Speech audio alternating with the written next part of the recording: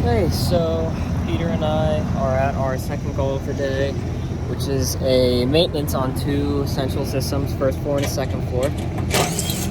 Peter is pulling the cover off our first unit, and I am adding refrigerant to the other one.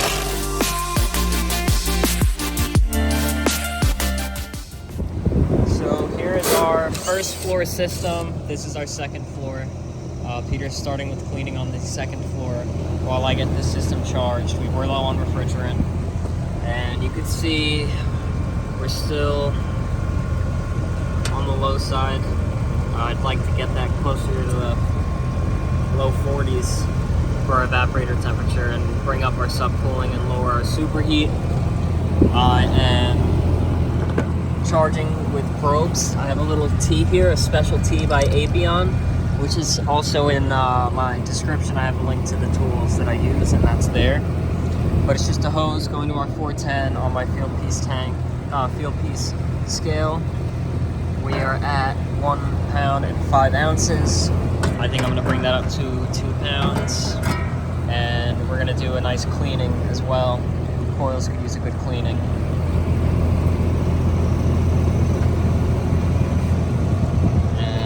Just shy of 2 pounds, and that is a spider web. It's a spider web. And we're in the 40s. We'll watch our superheat and make sure that comes down nicely and our subcooling comes up. But we will be, after the cleaning, I'll be adding the Easy Seal, and I'll show you how we do that. That's an attempt to stop or at least slow down that leak. And then it has the dye in it, which I love. I've found a lot of leaks just looking for that dye. So that's the route the customer wanted to take, and that's the route that we're going with. Okay, so Peter is vacuuming out the condenser. I'm at 3.5 pounds almost exactly now. And you can see our pressures are doing much better. Subcooling's nice and high. Our evaporator's closer to that 40 range. It's cool in the house, so. And there's our superheat. So we're also condensing well and cooling well. So I'm gonna leave it there, and we'll go ahead with the cleaning, and then I'll add the Easy Seal. Okay, so first things first, Peter pulled capacitor rated for 40, and it does pass the shake test if you shake it. So he's gonna test it now for the microfarads with the Klein CL320, also a link to this, and 39.97. That's almost perfect, so we'll leave that one in and we'll test the other one. And what we always do is we pull out all the larger chunks of debris and leaves and mulch and things and throw it into a bucket, which we take with us and throw away, and vacuum out the loose dirt, and we'll spray out like the more muddy dirt when we clean it with the chemical in the water. And it's important to take all that crud out, because if not, you have water sitting in there and you'll risk rusting out the mounts for the compressor, and also just rusting out the bottom of the unit, and it's gross and dirty, so just keep it all as clean as possible. And for our acid wash, here's what we use: the Nu-Brite condenser coil cleaner. It is amazing.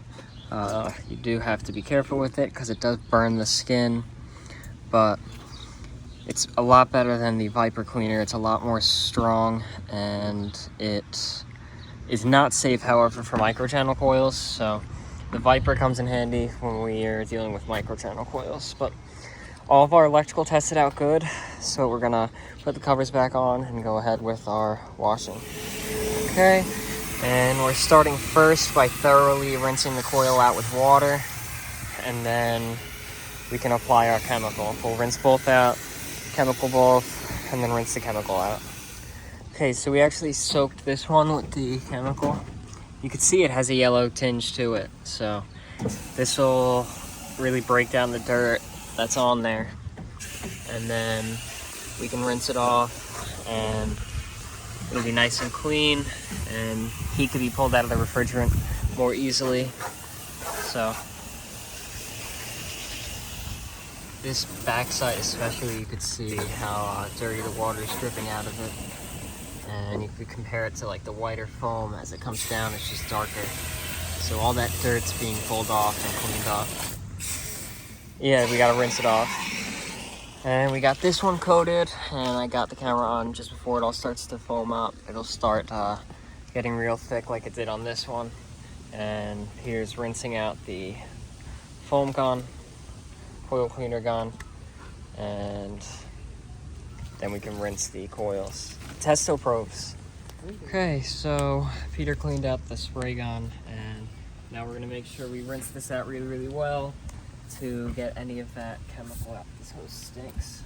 It's so stiff.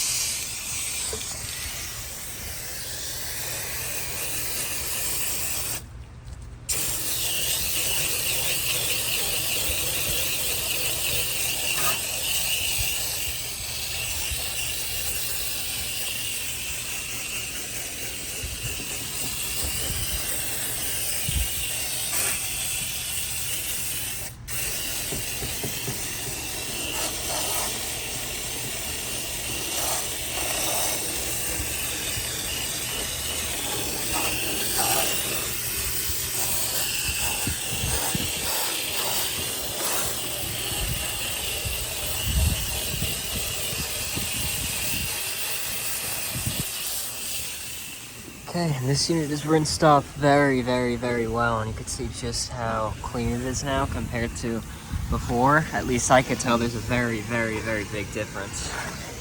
A little bit more of like rinsing off as far as inside the unit to remove the chemical, but we're gonna wait till we clean this all off the patio so we don't do any damage to the stones.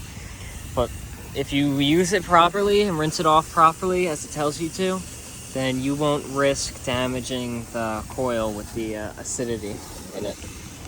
Okay, now for adding the sealant, making sure that everything that you're working with is dry, your hoses, your fittings.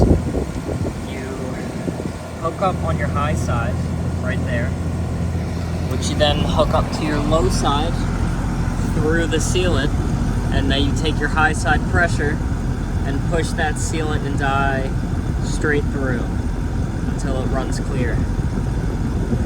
And I'm throttling it a little bit because I don't want to just like flood out the compressor with liquid refrigerant, but you can see we're nice and clear now, so I can disconnect. Okay, so both systems are back up and running, and while we wait for this one to dry off, this one's already pretty dry. It's already discharging some nice heat. But while we wait for this one to dry off, I hooked up my probes, and we will see what our pressures are at once it all stabilizes. Okay, so that went well. Maintenances are nice because most of the time they go smoothly, and it's a little bit more relaxing than trying to find what's wrong. Even though this was an actual service call, the first floor wasn't cooling, and he had noticed that over time it started to cool like less and less every single season.